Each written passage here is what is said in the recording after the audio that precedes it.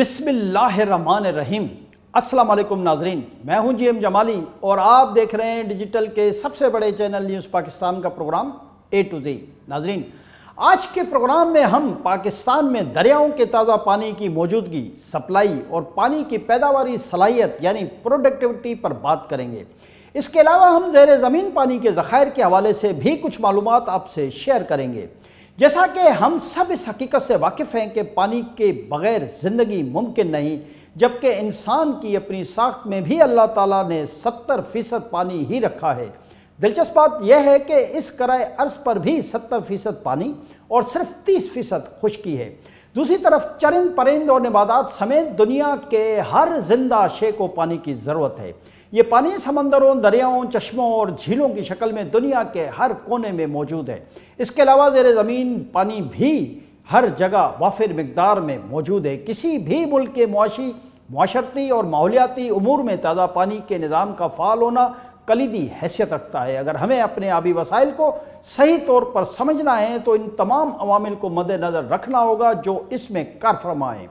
ہم آج کے اس پروگرام میں اپنے آبی وسائل کا جائزہ لیں گے اور ان عوامل کو سمجھیں گے جو ہمارے ملک میں واٹر مینجمنٹ اور اس سے جڑی ہوئی ملکی ترقی کے راستے میں مسائل پیدا کر رہے ہیں، اور ہم اس بات کا بھی جائزہ لینے کی کوشش کریں گے کہ ان مسائل کو حل کیسے کیا جا سکتا ہے۔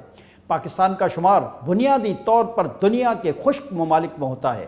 پاکستان کو قدرت نے بے پناہ آبی وسائل سے نوازا ہے، لیکن تشویشناک بات یہ ہے کہ ان آبی وسائل کو ٹھیک طور پر استعمال نہیں کیا جا رہا۔ تاہم اگر پاکستان کے موجودہ آبی وسائل کو درست سمت میں استعمال کیا جائے تو ملک کے بہت سارے مسائل حل ہو سکتے ہیں۔ جی ناظرین، پاکستان کے بیشتر علاقے ایسے ہیں کہ جہاں کم بارشیں ہوتی ہیں۔ اگر ہم اپنے ملک کے نقشے پر غور کریں تو اس بات پر اللہ تعالیٰ کا شکر ادا کرنا لازم ہو جاتا ہے کہ ہمالیہ اور قراقرم کے عظیم پہاڑی سلسلوں سے برآمد ہونے والے دریائے سندھ اور دیگر بڑے چھوٹے دریاؤں کا بہاؤ ملک کے شمال سے شروع ہو کر جنوب میں ختم ہوتا ہے۔ اس طرح پورے ملک کو ایک لمبائی میں پانی کی ایک قدرتی ترسیل ہو رہی ہے۔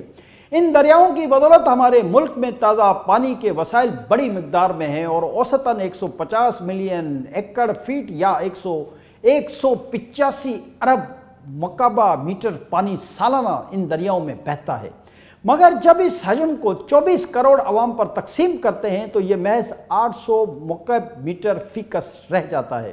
یاد رہے کہ ورلڈ بینک کی رپورٹ کے مطابق پانی کا فی کس حجم 1000 مکعب میٹر ہونا چاہیے، جبکہ عالمی معیار کے مطابق پانی کا فی کس حجم 1800 مکعب میٹر ہونا چاہیے۔ ظاہر ہے کہ اس اعتبار سے پاکستان کا شمار پانی کی کمی والے ملکوں میں ہوتا ہے۔ دوسری جانب پڑوسی ملک بھارت کی جانب سے بڑھتی ہوئی آبی جارحیت کے نتیجے میں پانی کا بہاؤ ہر گزرتے سال کے ساتھ کم ہوتا جا رہا ہے۔ کشمیر پر قابض ہونے کی بدولت بھارت کو یہ اسٹریٹجک فائدہ حاصل ہے کہ وہ ہمارے دریاؤں پر ڈیم یا بیراج بنا کر ان کا رخ اپنے ملک کی طرف موڑ رہا ہے۔ مثلاً بگلہار ڈیم، کشن گنگا اور رتلے ڈیم جیسے منصوبوں کے ذریعے بھارت دانستہ یا غیر دانستہ طور پر پاکستان کے پانی کے بہاؤ میں کمی کا سبب بن رہا ہے، جبکہ دریاؤں میں سیلابی صورتحال کا بھی سبب بھارتی آبی جارحیت ہے، کیونکہ جب مذکورہ ڈیموں میں پانی کی مقدار بہت زیادہ ہو جاتی ہے تو بھارت ان ڈیموں کے اسپیل ویل کھول کر پانی دریاؤں میں چھوڑ دیتا ہے، جس کی وجہ سے پاکستان خاص طور پر سندھ میں سیلابی صورتحال پیدا ہو جاتی ہے۔ جی ناظرین، 1960 میں پاکستان اور بھارت کے درمیان ہونے والے سندھ طاس معاہدے کی بھارت کی طرف سے مستقل خلاف ورزی جاری ہے، جس کے تحت 3 مشرقی دریاؤں دریائے بیاس، دریائے راوی اور دریائے ستلج کا پانی بھارت استعمال کر سکتا ہے، اور 3 مغربی دریاؤں دریائے سندھ، چناب اور جہلم کا پانی پاکستان استعمال کر سکتا ہے۔ اسی تناظر میں مستقبل میں اس خدشے کا اظہار کیا جا رہا ہے کہ پاکستان میں پانی کی شدید قلت پیدا ہو سکتی ہے، اور اس حوالے سے پاکستان میں پانی کا شدید بحران بھی پیدا ہو سکتا ہے، جس سے نہ صرف عام لوگ متاثر ہوں گے بلکہ زراعت پر انحصار کرنے والے ہمارے ملک کی معیشت کو بہت زیادہ نقصان پہنچنے کا اندیشہ ہے۔ قائد اعظم کا یہ فرمان کہ کشمیر پاکستان کی شہرگ ہے، ان کی اس دور اندیشی کا منہ بولتا ثبوت ہے جو انہوں نے اس وقت بھانپ لیا تھا کہ آنے والے وقت میں یہ تنازع ضرور سر اٹھائے گا۔ آج کل یہ ایک طے شدہ مسلمہ حقیقت ہے کہ بھارت کی جانب سے ہمارے آبی ذخائر پر ڈاکہ ڈالا جا رہا ہے۔ دوسری طرف عالمی موسمیاتی तब्दीली की वजह से दुनिया भर में बारिशों और बर्फबारी के पैटर्न बदल रहे हैं। लिहाजा मुख्तलिफ ममालिक में खुश्क साली या बेमौसमी बारिशें हो रही हैं, जो कि फसलों और कुदरती हयात व जंगलात वगैरह के लिए सख्त नुकसानदा साबित हो रही हैं। जी नाज़रीन, आइए अब इस बात का जायज़ा लेते हैं कि पाकिस्तान में पानी का इस्तेमाल किस मद में कितना है। अक़वाम मुत्तहिदा के तरक्याती इदारे UNDP की रिपोर्ट के मुताबिक पाकिस्तान में 91.6% पानी ज़राअत के लिए इस्तेमाल होता है, जबकि शहरों की आबादी और शहरों में कायम इंडस्ट्रीज़ में पानी का इस्तेमाल बिलतरतीब 2.7% और 3.3% है। ज़ाहिर है कि फिर हमारे मुस्तक़बिल की हिकमत अमली भी ज़मीनी हक़ाइक़ सामने रख कर होनी चाहिए और हमें अपने मुल्क की ज़राअत और इंडस्ट्रीज़ बचाने के लिए ज़रूरी इक़दाम करने चाहिए। मुल्क की मईशत में आबी वसाइल के किरदार को अगर सही तौर पर समझना है तो उसके लिए हमें आलमी बैंक की वज़ह करदा इस्तिलाह वाटर प्रोडक्टिविटी को अहमियत देना होगी। यानी अगर कुल GDP को ताज़ा पानी के इस्तेमाल से तकसीम कर दें तो ये पता चलेगा कि फ़ी डॉलर GDP पैदा करने में कितने मौक़िब मीटर पानी खर्च होता है। दुनिया में सबसे ज़्यादा वाटर प्रोडक्टिविटी लक्समबर्ग की है, जो कि $1308 फ़ी मौक़िब मीटर पानी है, जबकि पाकिस्तान में वाटर प्रोडक्टिविटी सिर्फ $1 फ़ी मौक़िब मीटर पर है। वाज़ेह है कि हमारे पड़ोसी ममालिक भारत और ईरान में वाटर प्रोडक्टिविटी बिलतरतीब $3 और $4 फ़ी मौक़िब मीटर पर है। ज़राई मुल्क होने की हैसियत से मुल्क में आबपाशी बहुत अहम शोबा है।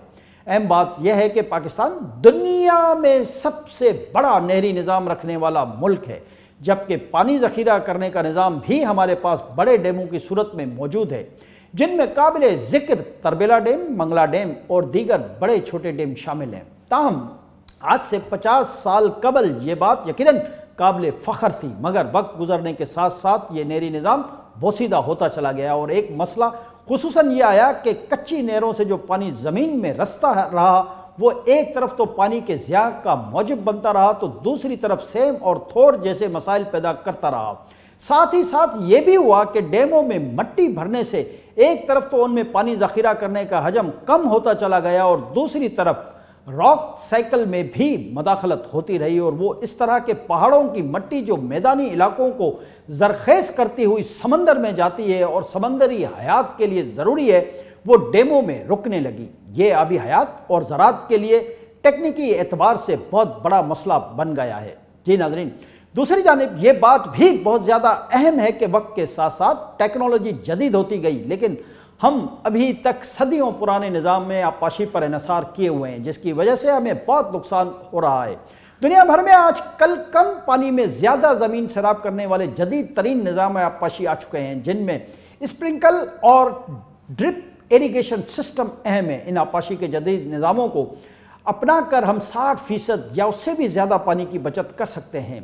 स्प्रिंकल निज़ाम आबपाशी पानी के शावर की तरह होता है, जबकि ड्रिप निज़ाम आबपाशी फसलों या दरख्तों को कतरा कतरा पानी फराहम करता है। अगर हम अपने मुल्क के आबी वसाइल से भरपूर फ़ायदा उठाना चाहते हैं और मुल्क को तरक्की देना चाहते हैं तो दो चीज़ों पर तवज्जो देनी होगी। या तो हमें अपने आबी ज़खायर में इजाफा करना है, या फिर खेतों में जो बेपनाह पानी ज़ाया किया जा रहा है उसमें कमी करनी है, या फिर दोनों तरीक़ों पर गौर करना है। इन दोनों कामों को करने के लिए हमारे पास कौन से दस्तयाब तरीके हैं, उनकी टेक्निकल और मुआशी फिजिबिलिटी का मुआवजा करना भी ज़रूरी है। जी नाज़रीन, आइए अब हम पानी के ज़खायर का जायज़ा लेते हैं कि मुल्क में कितना पानी दस्तयाब है और पानी के ज़खायर को बढ़ाने की कितनी ज़रूरत है। गुज़िश्ता कुछ दहाइयों का अगर मुआवजा करें तो सिस्टम में मौजूद पानी के हजम का अंदाज़ा हो जाएगा। जैसा कि हमने पहले जिक्र किया कि ज़मीन की सतह पर पानी का कुल बहाव औसतन 150 मिलियन एकड़ फीट, जबकि हमारे मुल्क में डैमों में पानी ज़ख़ीरा करने की गुंजाइश सिर्फ 30 दिन की है। इस तरह हम एक दिन में सिर्फ 17 मिलियन एकड़ फीट पानी ज़ख़ीरा कर सकते हैं। इस अमल में 2018 के साल खासा कामयाब रहा, जिसमें नीलम झेलम डैम, तरबेला तोसी मंसूबा और गोलन डैम, जिनमें से न सिर्फ पानी बल्कि सस्ती बिजली भी पैदा होती रही है। डैमों और बैराजों से इस पानी का रुख मोड़कर खेतों की तरफ नहरी निज़ाम के ज़रिए किया जाता है। अरसा की रिपोर्ट के मुताबिक कोटड़ी बैराज से नीचे समंदर की तरफ जाने वाली पानी का बहाव साल में तकरीबन 140 سے 180 دن تک بالکل صفر ہوتا ہے۔ گویا سسٹم میں پانی کی شدید کمی پائی جاتی ہے۔ یہ بہت زیادہ تشویشناک مسئلہ ہے جس کا حل نکالنا بہت ضروری ہے۔ اس مسئلے کا فوری اور مستقبل حل نئے ڈیموں کی تعمیر کے علاوہ کچھ اور دکھائی نہیں دیتا۔ اگر پاکستان میں نئے ڈیم تعمیر کیے جائیں، جیسا کہ کچھ ڈیموں کی تعمیر شروع ہو چکی ہے، تو ان میں نہ صرف ہم پانی کو ذخیرہ کر سکیں گے بلکہ ان سے بجلی بھی بنا سکیں گے۔ واضح رہے کہ ملک میں پہلے سے موجود ڈیموں سے بجلی بنائی جا رہی ہے جو ہماری ضرورت کا 30% سے زائد پورا کر رہی ہے۔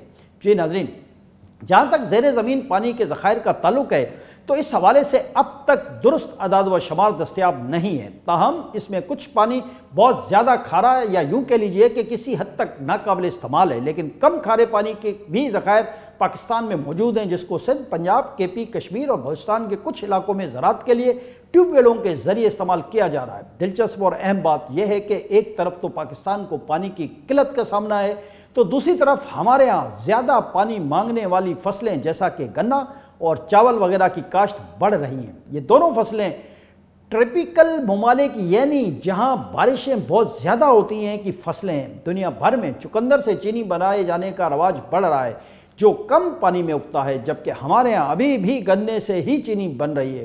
اسی طرح کپاس کی فصل جو کم پانی لیتی تھی اب اس کی کاشت میں مسلسل کمی ہو رہی ہے اور اس کی جگہ گنے کی کاشت مسلسل بڑھ رہی ہے۔ اس طرز عمل کی حوصلہ شکنی کرنے کی ضرورت ہے۔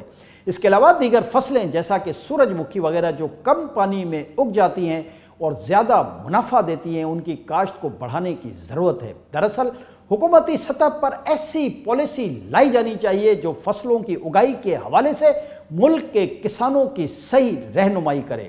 ہمارا پاشی نظام بوسیدہ ہونے کی وجہ سے مختلف مسائل کھڑے ہو رہے ہیں اور دن بدن ان میں اضافہ ہوتا جا رہا ہے۔ مثال کے طور پر سردیوں میں فوگ کی وجہ یہ ہے کہ ہم اپنے ماحول میں فصلوں کی ضرورت سے بہت زیادہ پانی ڈال رہے ہیں اور وہ آبی بخارات کی صورت میں فضا میں ضائع ہو رہے ہیں، لیکن سردیوں میں اس کی فوگ بن جاتی ہے جس کے معاشی نقصانات علیحدہ ہیں۔ اسی طرح زیر زمین پانی اوپر آ رہا ہے، نتیجتاً سیم اور تھور کی وجہ سے لاکھوں ایکڑ زمینیں تباہ ہو رہی ہیں۔ علاوہ ازیں ہمیں جدید ٹیکنالوجی کے استعمال پر بھی توجہ دینا پڑے گی تاکہ ہم پانی کے ضیاع کو روک سکیں اور کم پانی میں زیادہ اور بہتر فصلیں پیدا کر سکیں۔ بہتر واٹر پروڈکٹیوٹی کے لیے آبپاشی کے قدیم طریقوں کو ترک کر کے جدید طریقوں کی طرف آنا پڑے گا۔ ایگریکلچر ڈپارٹمنٹ کے مطابق ڈرپ ایریگیشن کو لگانے کی اوسط لاگت 1,25,000 سے لے کر 2 لاکھ روپے فی ایکڑ آتی ہے۔